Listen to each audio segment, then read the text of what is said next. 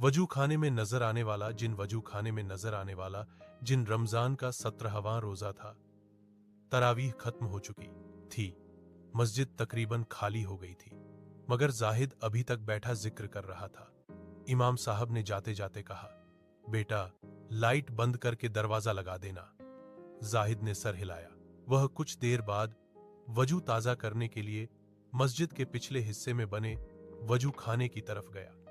वजू खाना खामोश था।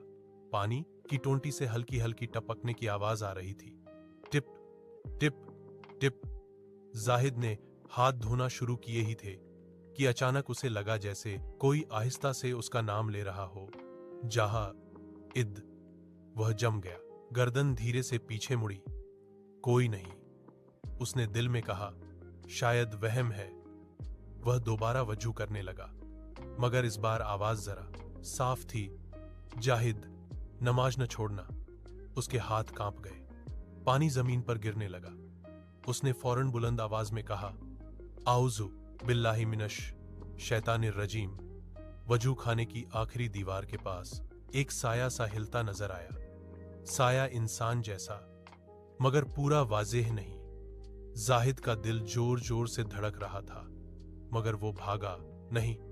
उसने कांपती आवाज में पूछा, तू कौन है? चंद लम्हों की खामोशी, फिर जवाब आया, हम भी अल्लाह की मखलूक हैं। रमजान में हम में से कुछ मस्जिदों के करीब रहते हैं, नेक बंदों के करीब। जाहिद के जिस्म में सनसनी दौड़ गई। आवाज दोबारा आई, पिछले साल तुमने नमाजों में सुस्ती की थी, इस रमजान वादा किया था ना कि नहीं छोड़ोगे।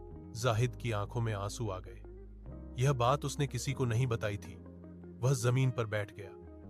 आवाज नरम हो गई, हमें हुक्म है कि नेकी की तरफ बुलाएं, डराने के लिए नहीं, याद दिलाने के लिए। अचानक वजू खाने की लाइट हल्की सी झपकी और साया गायब हो गया।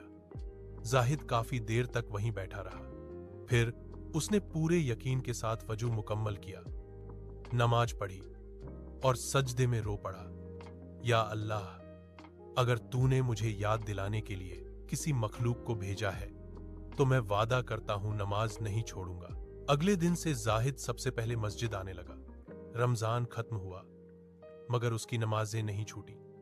कभी कभी वह वजू खाने के उस कोने को देखता, मगर फिर कोई आवाज न आई। शायद पैगाम मिल चुका था। सबक, रमजान सिर्फ इंसानों को नहीं बदलता, कभी कभी अल्लाह याद दहानी ऐसे तरीके से भी भेज देता है जिसका हम सोच भी नहीं सकते। जो समय पर सुन ले वह बच जाता है। Comment line.